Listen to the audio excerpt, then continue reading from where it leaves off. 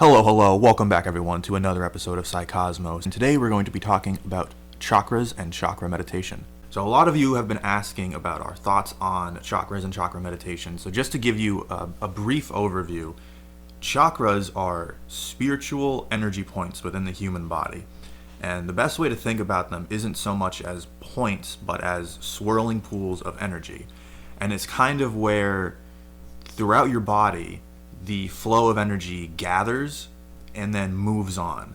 And at these gathering pools or energy points, the energy can be hindered or enhanced depending on your spiritual practices, your bodily health, your mental focus, and your emotional attitudes, all those sorts of things. And the goal is that the ideal way that the chakras are supposed to function is that they are spinning or flowing at a specific balanced speed, and that speed can sort of vary depending on the individual. It sort of varies from person to person. Now ideally what you want is for each chakra to be spinning in a balanced rate of movement, or to have a certain amount of flow in it, let's say. And the idea is that because they are all in balance with one another, the energy flows freely throughout your body. And that strengthens your spirit, your mind, and helps with bodily health.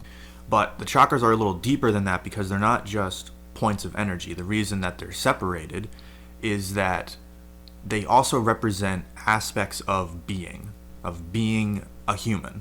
So when we say that the chakras have to do with archetypes or specific attributes of being, what we're talking about is, for example, the first chakra, the root chakra, commonly is associated with survival and fear and that sort of thing. And that is a very big, important, motivating part of the human experience. And it's something that we all have to live with, and at some point or another, if not overcome, we have to face it. It comes up, whether we want it to or not. And the idea with chakra meditation is that by working through the archetypes and the energies of each individual chakra point, you become more balanced overall.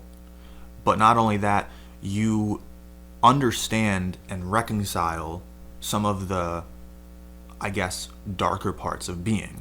So being afraid, being overly sexual, being gluttonous, speaking lies instead of truth, focusing your attention on material things over spiritual things exclusively, or just too much in general.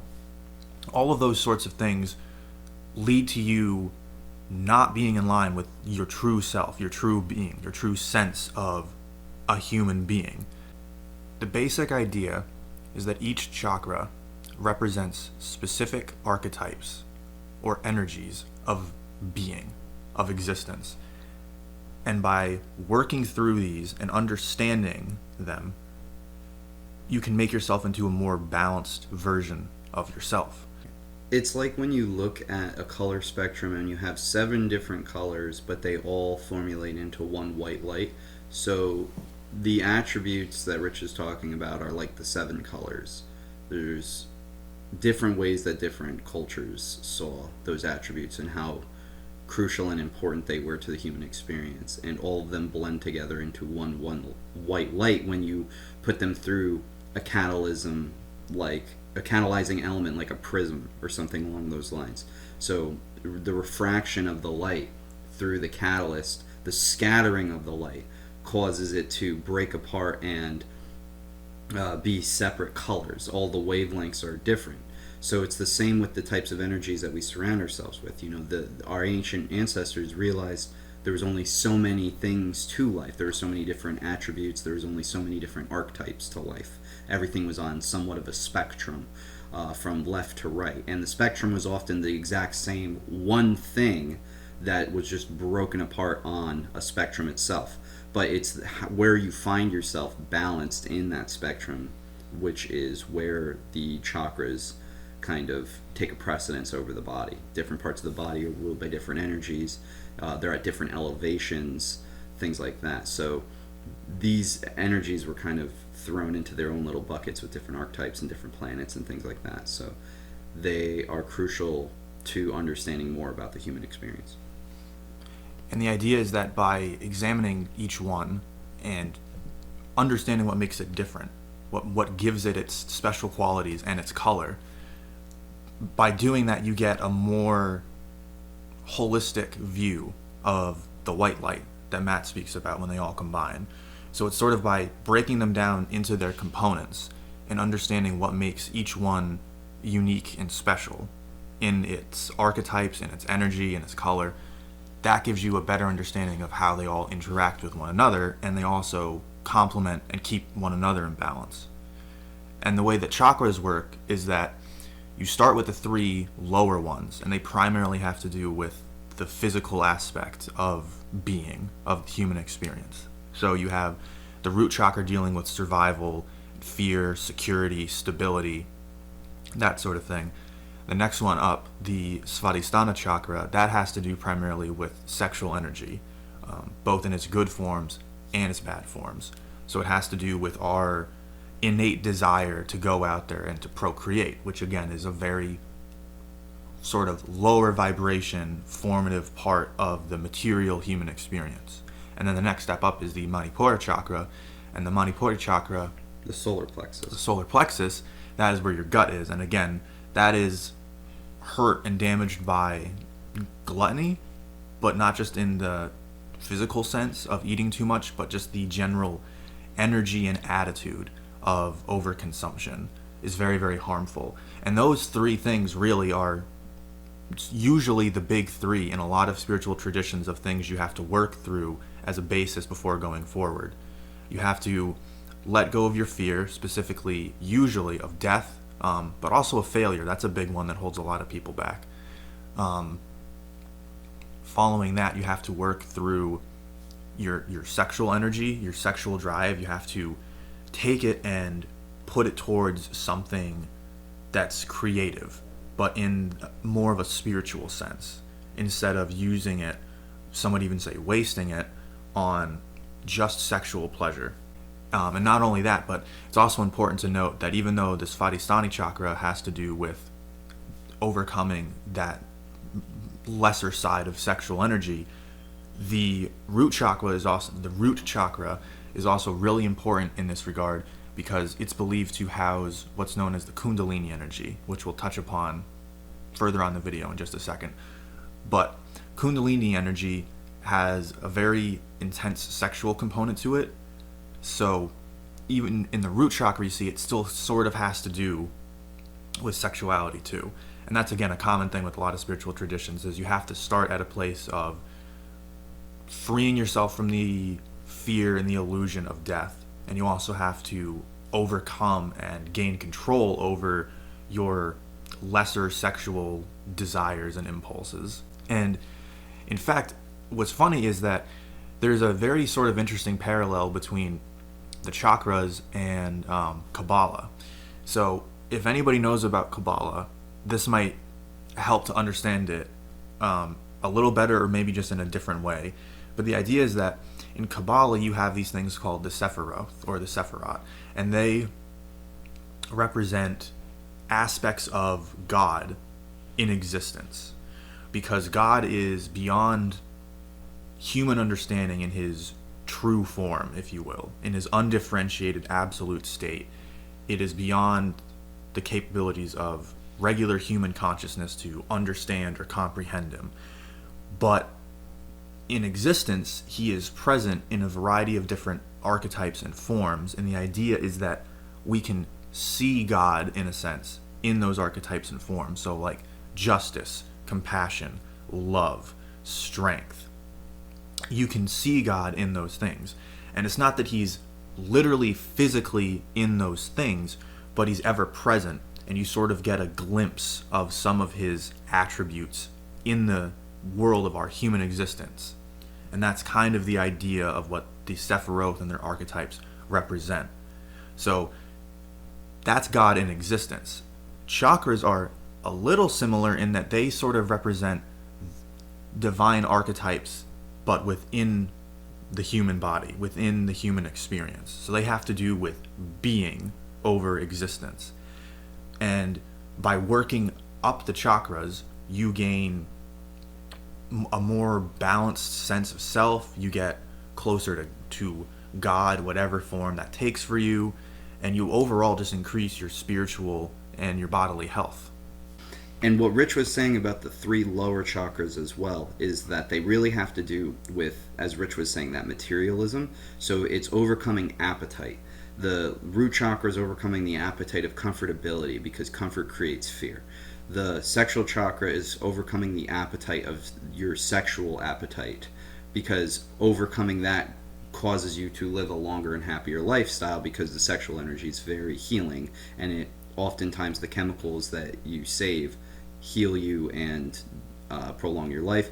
And then obviously the 3rd solar plexual chakra is related to hunger, eating food, etc., etc. So those 3 work very closely with the heart, which is the next one up, and that's almost like a middle bridge between the top 3, which would be the crown, the pineal, and the throat chakras, respectively. So there's 7, but the heart is the center path that Buddha, Jesus, and a lot of other prophets talk about. That heart is the bridge. It's the bridge between the bottom 3 and the top 3. And then once you hit that point, that bridge, you're sort of working with what's called the 4 upper chakras. But the heart, as Matt said, should really be focused on as sort of a central point on the axis.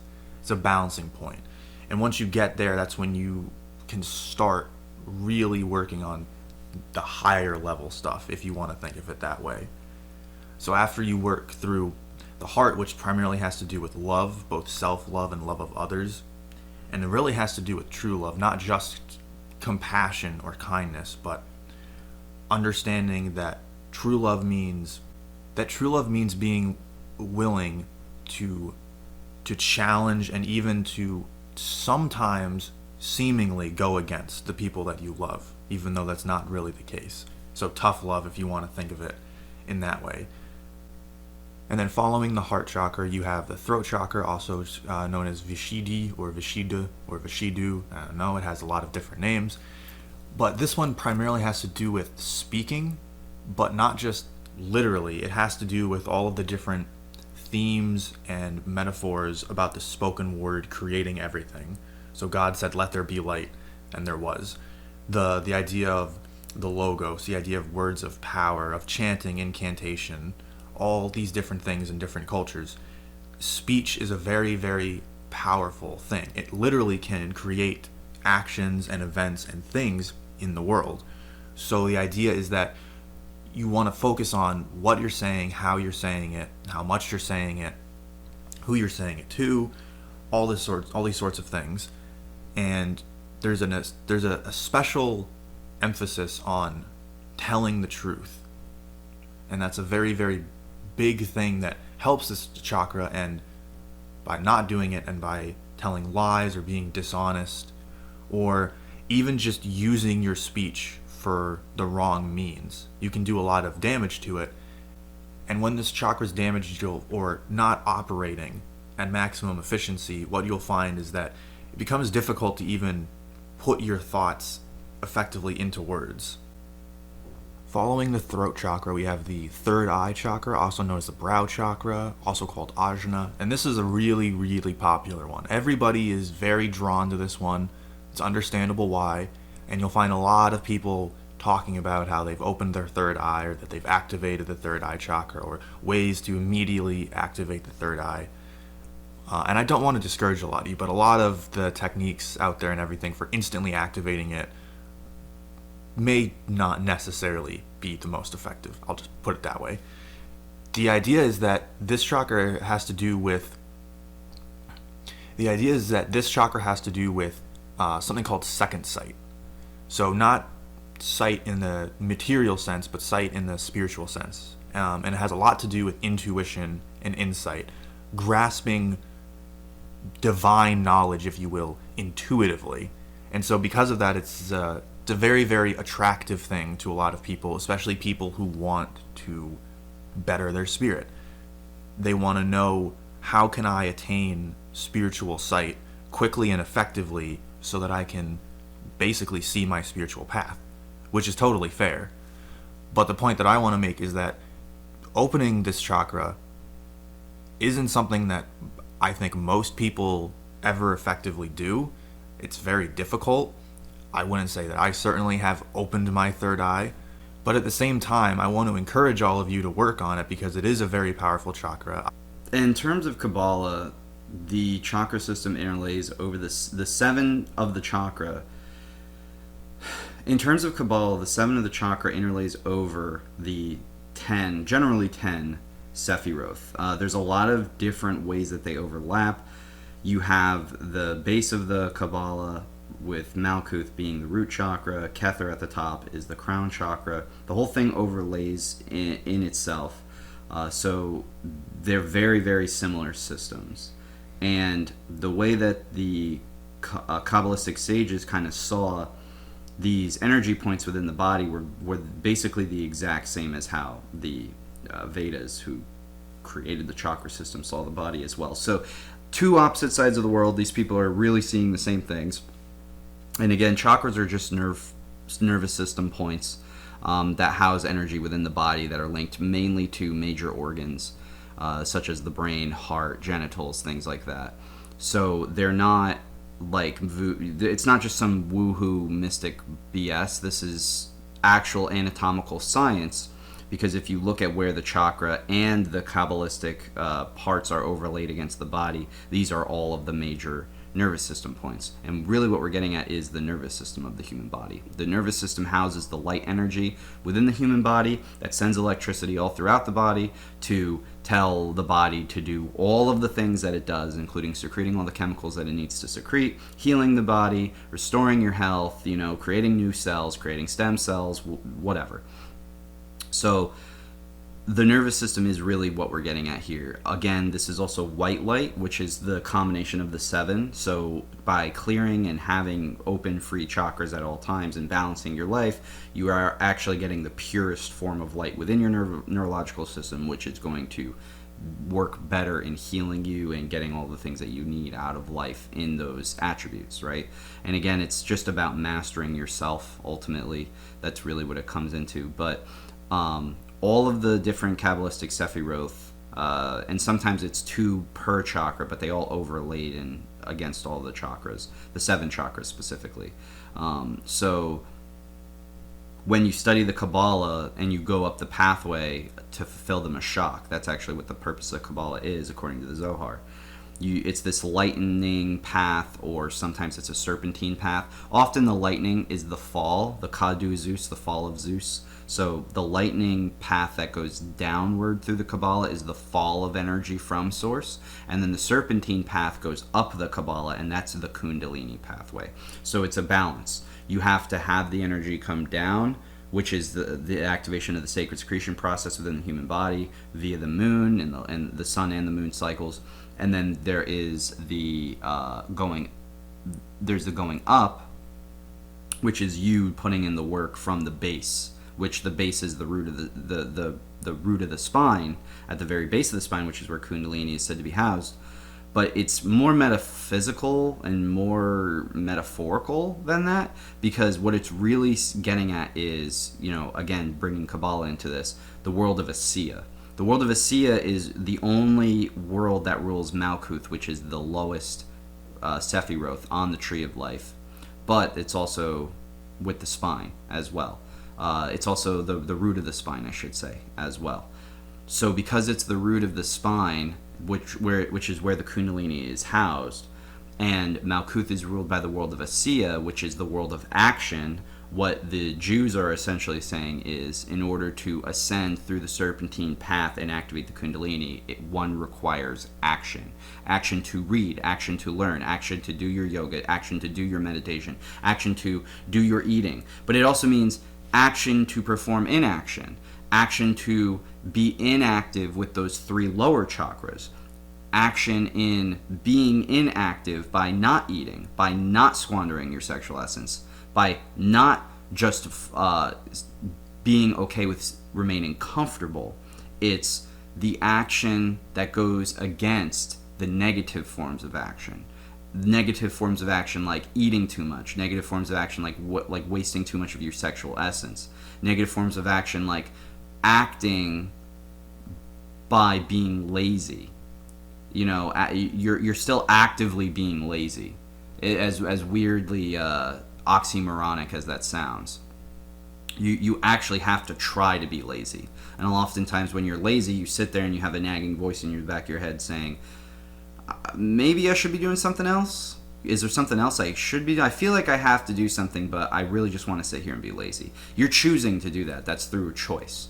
So really what it comes down to is choices and actions. That's how you raise Kundalini from like the lowest baseline perspective, which is why all of those things align with the root chakra, they align with Malkuth, all these other things.